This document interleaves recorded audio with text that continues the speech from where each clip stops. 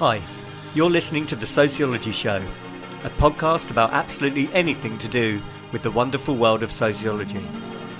Whether you're a teacher, a lecturer, a student, or just taking a passing interest, this podcast will look at a range of issues from social class, ethnicity, gender, sexuality, religion, crime, education, and anything else that sociology has to offer. My name is Matthew Wilkin, and in each episode I will speak to someone working in the field of sociology and let them explain all about their own interests, their research and their experiences. So put your earphones in, turn the volume up, and let's be sociology geeks together, eh? Hello, and thank you for listening to the Sociology Show podcast. Before we get started today, thank you to all of those that have written to the show or asked for requests of people that you'd like to hear interview. And thank you for those people that have subscribed to the show as well. So I'm just going to ask for a request, and that is if you do subscribe to the show and you're prompted to give it a rating, please give me a good rating. Basically, the more ratings I get, the further up the sociology charts I can get, and the more of these I can make. So if you do have an opportunity to give it a 5-star review and write a little comment, it would be much appreciated. And so my guest for this episode was Professor Carolyn Jackson.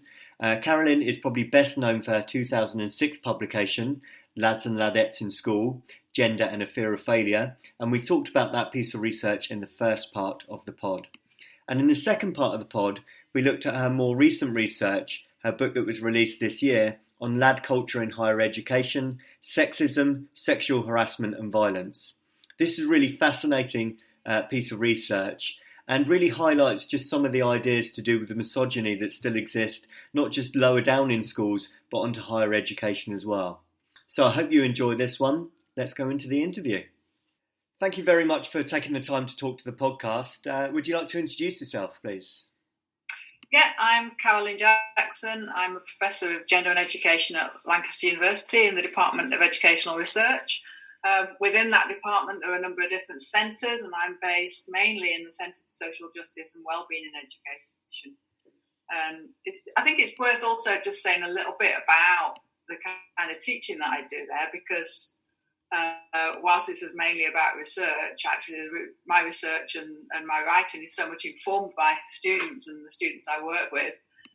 So at the moment, our department is a postgraduate department, and we have MA students and PhD students on our programmes for social justice and education, and they're spread all around the world because they're online programmes, so that we get such a rich input from our students who are working in different spheres in education and social justice and doing a PhD with us part-time. So it's such a lovely community of students that feed us as much as I hope we feed them.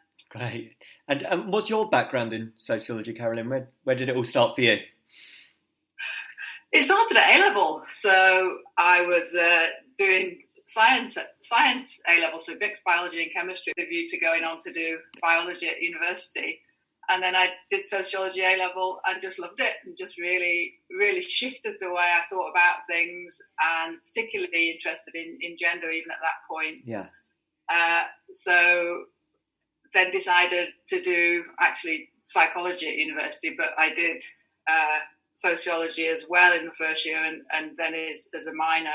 So my work is very much influenced and crosses sociology and social psychology, and that's, I think, what's been a feature of my work for a lot of the time. Although I have to say I've kind of gone more towards sociology than psychology as the years have gone on. And when you did A-level, you mentioned you're interested in gender. Was there any particular theories or sociologists that really grabbed your interest at the time? I think more since then. I mean, I don't think there's anybody in particular I want to single out, partly because there's such a rich community of scholars, especially in gender and education, and there are so many people, feminist scholars in gender and education, that have been so influential to my work and supportive of it, and who have been such supports that I wouldn't want to single anybody out in particular. Yeah. But yeah, there's a great field of scholars in that area that are have really taken forward work on gender and education and the sociology of education. Some of whom you've interviewed in your podcast. Yeah.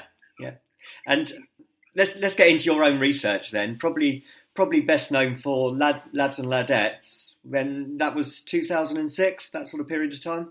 Yeah, it was published in 2006. It drew on two projects. That one was 2002, one was 2003-04. So there was a huge database underpinning that book.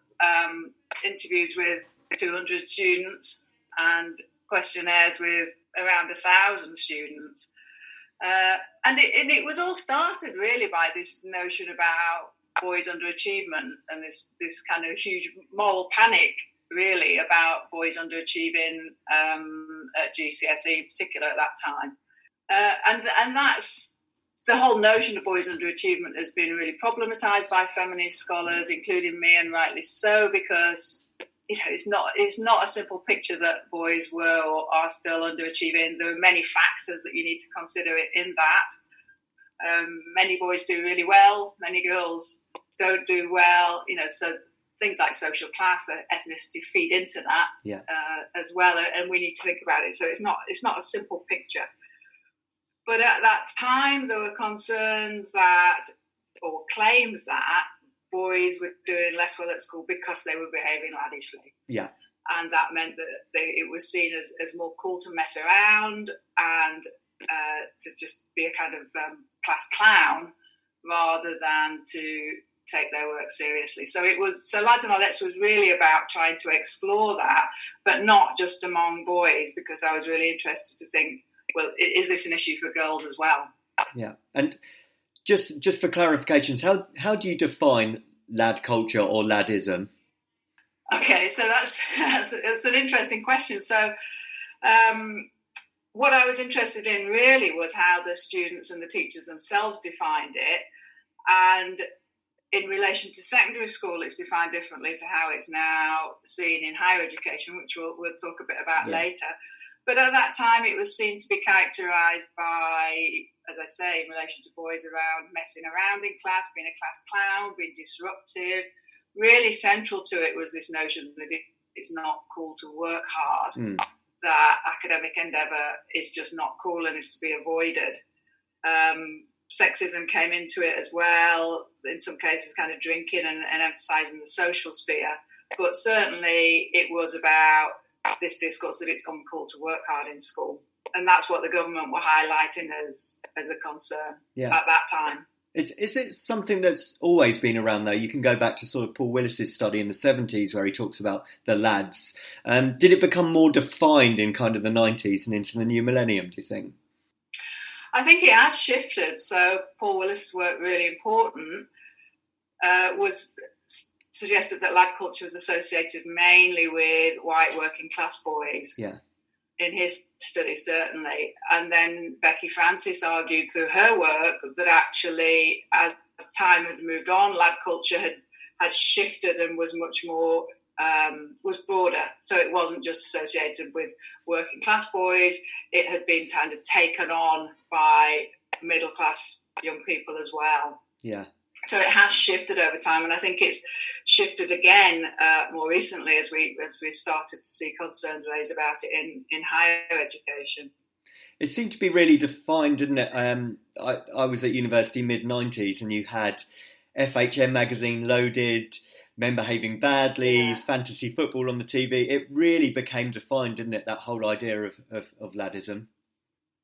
Yeah, absolutely, and those magazines that you pointed to were kind of seemed to be at the centre. It was this huge big shift into as you say, men behaving badly, the kind of sexism, the drinking, the sense of men out to have fun, and it was seen some people have argued it's a reaction against the kind of new man who was much more attuned to feminism, and it was kind of a reaction against that in terms of men being sexist, misogynist, hedonistic, shaking off the responsibilities that were associated with the new man, I suppose. And as your research said, is this quite a British thing, or certainly a westernised thing?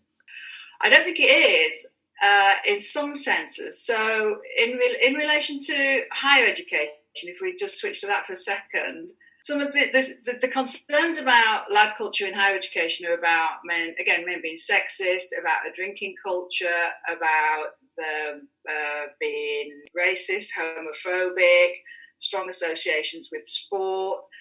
So many of those things are not specific to UK students or UK men at all. So if you look at the American jock culture, for example, strong links with that. And I think one of the problems with the term lad culture is that it's the term lad culture is UK specific, and in using that term, sometimes I think it hinders the comparisons across different national contexts, because many of the features of lad culture you find elsewhere, but you wouldn't associate it with that term. So, it's not UK specific, although I think, we always need to be mindful that national and international contexts are important and inflect things, but it's certainly not specific to the UK. And when I presented talks around the world, I often get people saying, well, I can relate to that in relation to our cultural, national context and so on. Yeah, I suppose frat boys or a term like that might be more Americanised. Absolutely. Yeah. The frat culture, jock culture, all that kind of particular links with the United States, I think. Yeah. The reason I ask that is I work at an international college. The makeup is mainly Asian students. I showed them an episode of Geordie Shore. They were shocked, really shocked. Yeah. And focusing on ladettes a little bit more then, when were you first aware of that kind of term, that idea, and ladette culture emerging? I think that was the mid-1990s, wasn't it, when that was at its peak in terms of representation in the press, so associated with Sarah Cox and Denise Van Outen and at that time. So, so there were, I think that was when it became particularly prevalent in the press. And what was interesting about that was that ladettes were just demonised in the press. Yeah. They were really slated. They were blamed for all sorts of things, around health, around declining moral standards, and just whatever. Portraits in the press were almost entirely negative. And this was one of the things with the work I did in the secondary schools.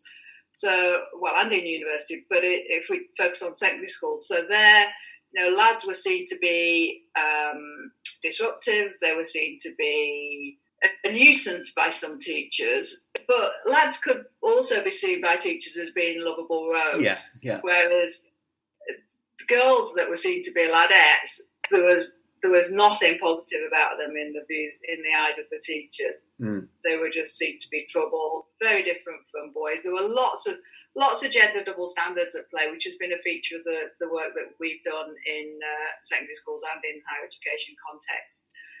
That some of the behaviours that boys do are seen to be a bit of a nuisance, but it's boys being boys. When girls perform similar kinds of behaviours, then it's seen to be really problematic. Yeah. Is there an argument to say, though, that ladettism is kind of a celebration that females have got more independence, that they can act like the boys and they can go out and drink and smoke? And is there any arguments to say that it could be seen as liberation rather than as a negative thing? I think there are. Yeah, you could argue that, and some people have, but I don't think it's actually reflected in the experiences of girls and women. So if we take, for example, the discourses about higher education, so some of the staff we interviewed, so this was a project that looked at lad culture in higher education context, and I did work on this with Vanita Sundaram at York, and we interviewed staff across 6 universities about what they saw as lad culture, who was performing it, where they saw it, and so on. And some of the staff, although it was much more associated with men and masculinity, some people were saying, women can do it too. They're just as bad, if not worse than men. But actually, when you looked at what was defining lad culture for men and women, there were different things. So for men, it was associated with sexism, racism, homophobia, violence in some cases, really really problematic things. For women, it was just almost associated exclusively with going out and drinking. Yeah.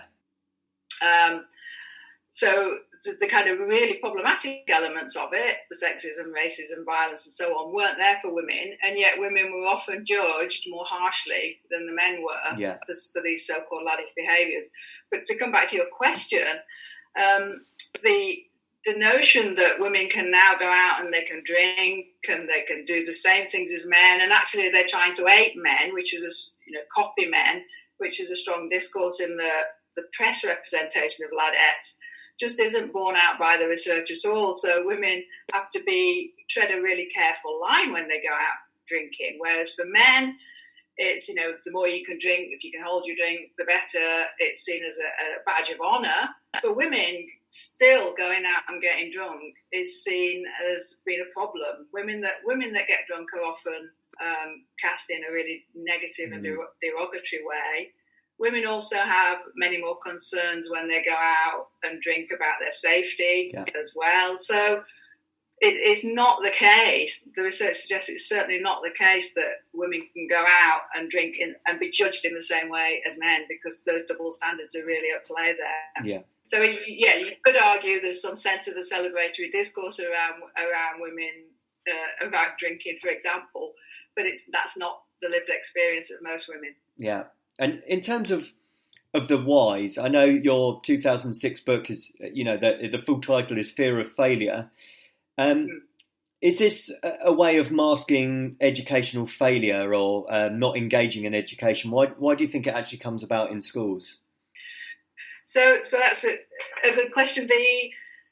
And this is where what I said earlier about bringing together social psychology and sociology was really important. So the kind of key question for that book was really to try to understand patterns of behaviours and attitudes that were described as laddish. Why is it that these laddish behaviours are attractive to young people? And the kind of work that had been done before mine, that had looked at mainly about gender, said, well, it's because academic endeavour, working hard, is associated with femininity, not masculinity. And for boys, it's not seen to be cool to work hard. It's not seen to be cool to be a swot. It's all right for girls, but it's not for boys. Therefore, boys want to avoid looking like they're working hard because they don't want to be seen to be girly. Yeah.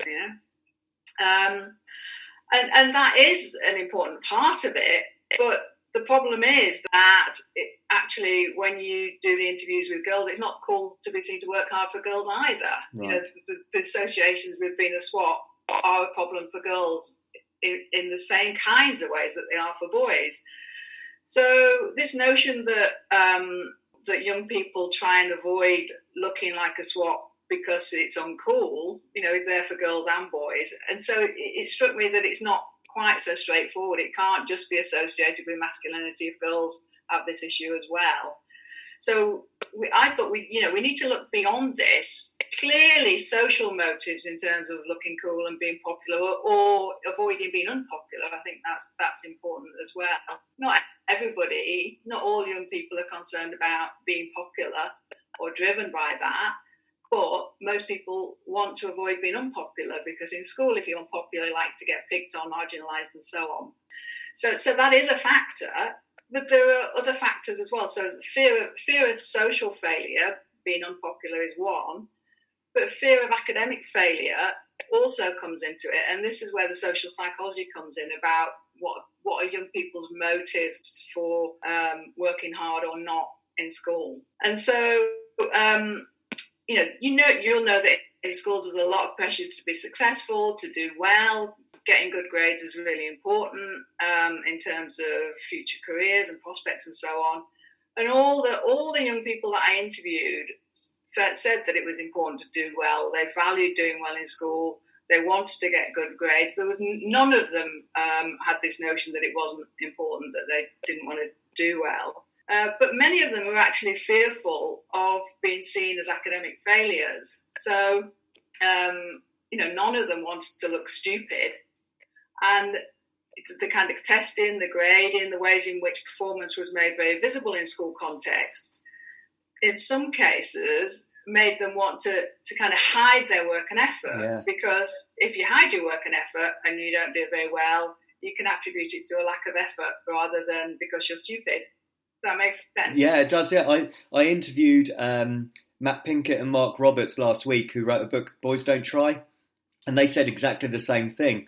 That actually there was some students doing homework in private, so they didn't admit that they were actually doing their work, which sounds unbelievable, but obviously it exists.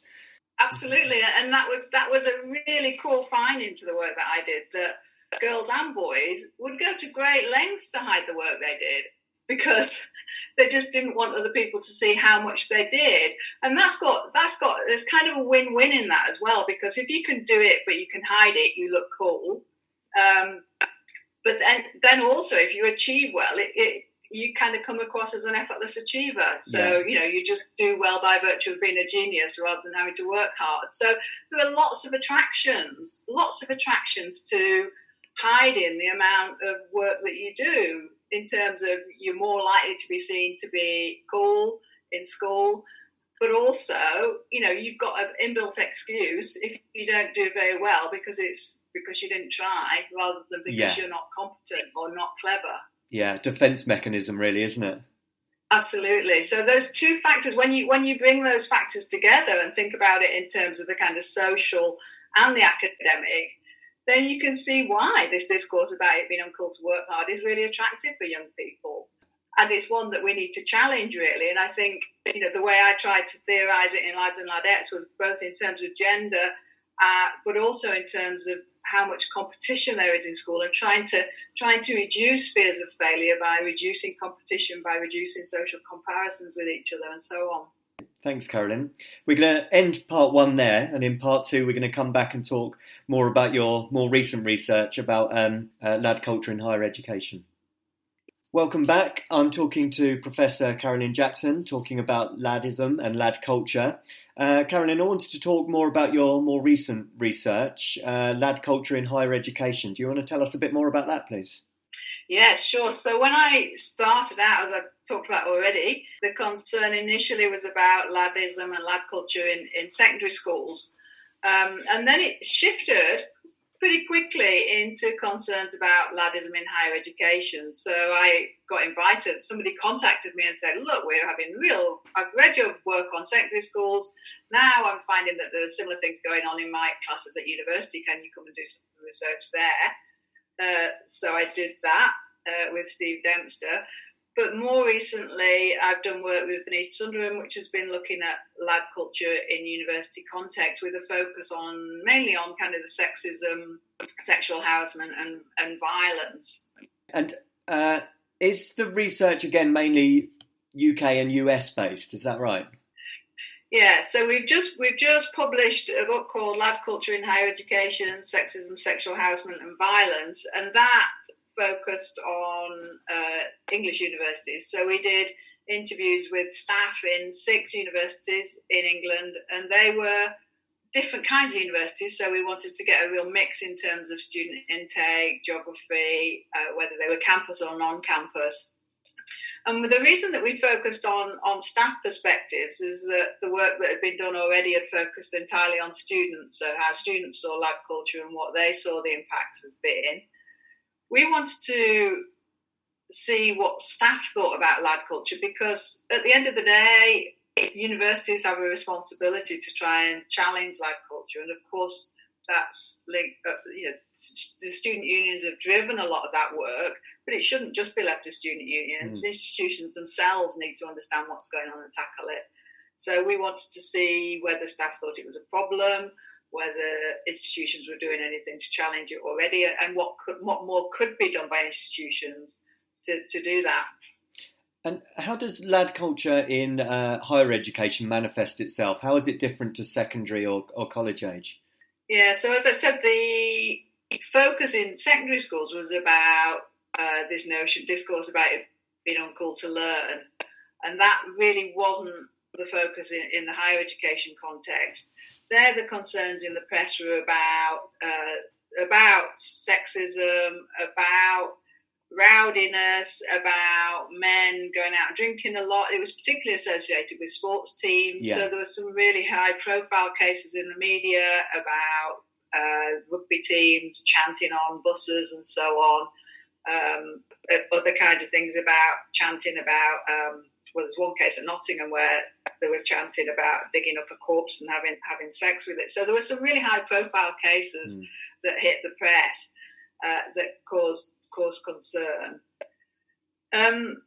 So the staff that we interviewed had, again, saw lad culture in terms of sexism, to a lesser degree racism, homophobia, associated it with sport, about having a laugh, very much associated it with social context. And we've questioned that and said, actually, some of the laddism is also occurring in academic class teaching and learning contexts as well. And if you only look for it, if you only associate it with social context, sports teams and so on, then you actually miss a lot of the problematic behaviour that's going on elsewhere, the kind of everyday instances of sexism, because you're not actually focusing on that, if that makes sense. Yeah, and I think in one of your YouTube videos that I saw, you said this is kind of typified by Unilad, the online website. What sort of things have you seen on those sites that it's quite disturbing? I think one of the high-profile things when Unilad in its first incarnation, before it was closed and restarted, was very much about rape discourse. There's a high-profile example in there of a kind of rape-promoting kind of language, which was just so problematic. So these kind of rape culture jokes, so-called jokes, they're not jokes at all. I think that was typified the kind of Unilad misogynism and sexism. And is it kind of restricted to lad culture, or is it still existing within ladettism as well? So the lad culture in universities was predominantly linked to men masculinities, although some staff said, well, women can do it as well. So there were two kind of discourses really around lad culture, and I think it's very much influenced by the way in which it's been presented in the press, and it makes it less visible. So people either, both really, conceptualised lad culture as something that was very broad, so anybody could do it, men and women. It wasn't particularly specific to any particular groups. It was about messing around, it was about joking, it was about going out and drinking and so on. So there was that very broad conceptualisation, and there was a very narrow conceptualisation that presented lad culture as being associated with a few bad apples. Yeah. And this is where the extreme examples come in, that it's about rape and sexual violence, but actually that's just a few monster men that do that, rather than it being about a culture. So both of those ways of seeing it are a problem, because it actually hides the extent of it, and it kind of masks who is actually performing it, really. Because it's not about a few bad apples, it's about a culture, a gendered culture that supports and reinforces the sexism, misogyny of lad culture. So actually, when we analysed what staff were saying, in general, it was more associated with privileged white men, men who were presenting as entitled, who were sometimes associated with rugby union and so on, but they're very much about performances of privileged white men. It was far less associated with BAME groups, but it was heterosexual white privileged men predominantly who were seen to be performing this, and who thought they could get away with it. There were no consequences because parents basically will bail them out of it. You know, they could go trash a bar, but they get their parents to pay their way out of it. Yeah. So would you say it's kind of become normalised then? Lad culture is just a normalised part of society as well as university? Yes, so the sexual harassment that was associated with it, and that was a strong feature of it, was certainly normalised. So, and again, this is another thing there are lots of things that make lad culture less visible in universities to staff, and the normalisation of it was one of them. So I remember really vividly interviewing one member of staff who had recently been a student. She worked in the student union. And she was saying, sexual harassment when you go on a night out is so common that, because I'd asked her if she'd think to report it, and she was saying, well, what would I report? There'd be 9 or 10 instances on a night out. Right. What would I report? Who would I report it to? It's just so prevalent that I wouldn't even think to report it. And that's one of the things, it's normalised. That's one of the things that makes it less visible, because it's just there. Universities don't always hear about it because it is normalised. Universities often only hear about the high-profile cases, and also because, as I said earlier, because it's associated with social spaces, there's less attention to the ways that sexism and sexual harassment are also taking place in teaching and learning contexts, and there were quite a few examples of that in our research as well. So we really need to expose the lad culture, the sexual harassment and violence that's going on in all these different spaces in the university context. Yeah, I asked a female friend, had she ever experienced harassment, or her and her friend. She said she doesn't know a female who hasn't. But what I found really, really interesting was the attitude is often quite ignore it. If there is a comment or someone tries to pinch her bum, just ignore it because it's so common and so prevalent.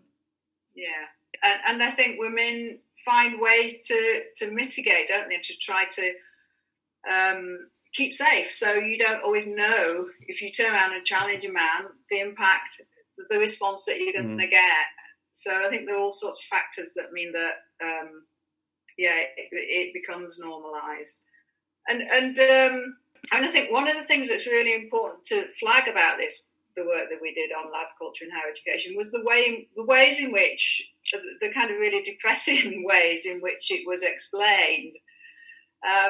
So most of the staff explained it in a kind of gender blind way. Yeah. So they'd say, well, it's just about boys being boys. They don't really mean it. It's about immaturity. It's about freedom when they get to university. And kind of trivialised it and minimised it in many ways. So the kind of contradictory discourses, in the sense of, well, it's boys being boys, which associates it with men and something kind of essentialist. On the other hand, they don't really mean it. They're not like that. It's just trying to fit in. They're not like that when they're not in groups. Kind of suggests that it's not about gender. But in all cases, these kind of explanations tended to take the responsibility away from the men themselves. Yeah. So what we've argued, Vanita and I have argued in the book, is that, we really need to understand the gender norms and expectations that are underpinning these kinds of behaviours. We can't do an analysis that ignores gender, because gender is so central to it. The underpinning gender inequalities are crucial. If we're going to tackle it, then we need to understand those. We need to see it in a gendered way, not just to kind of say, well, it's just about the freedom of university, it's just about having fun, and none of it's meant, in a bad way. Yeah, and talking of that, let's try and take a more positive spin on it. There are some universities trying to do something about this, right? I know my local university, Sussex, has had some campaigns. So what are you seeing in terms of those trying to deal with the issue? Yeah, absolutely. I mean, Sussex has been, the work there's very much been driven by Alison Phipps's great work on lad culture. Yeah. And absolutely. The positive spins are that there's a lot of work being done, a lot of it driven by the student unions to try and tackle it. And it's also important to say, of course, that not all men are laddish. Yeah. that laddism can be a problem for men as well as women. Yeah. So that's really important to say. There have been lots of different initiatives. So, for example, zero tolerance initiatives, poster campaigns, lots of things that have been driven by student unions that are good around, the kind of consent workshops, those kinds of things. I think my worry a bit about that is that some of them aren't underpinned by a gendered analysis. So some of the bystander intervention, for example, that's going on in some universities, some of it's great. It is informed by gender analysis, but some of it is kind of still falls into that gender blind slot that I was talking about earlier. So initiatives are good. If they're driven only by the student unions, then there's a problem that they might not have the kind of continuity because student union roles change and they depend on the individual commitment of whoever's enrolled that year.